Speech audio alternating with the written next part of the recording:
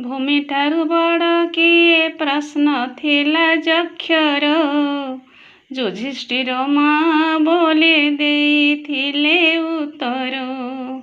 ଭୂମି ଠାରୁ ବଡ଼ କିଏ ପ୍ରଶ୍ନ ଥିଲା ଯକ୍ଷର, ଯୁଧିଷ୍ଠିର ମା ବୋଲି ଦେଇଥିଲେ ଉତ୍ତର।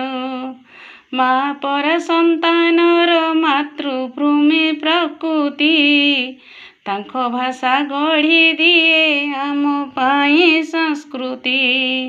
ମା ପରା ସନ୍ତାନର ମାତୃଭୂମି ପ୍ରକୃତି, ତାଙ୍କ ଭାଷା ଗଢ଼ି ଦିଏ ଆମ ପାଇଁ ସଂସ୍କୃତି।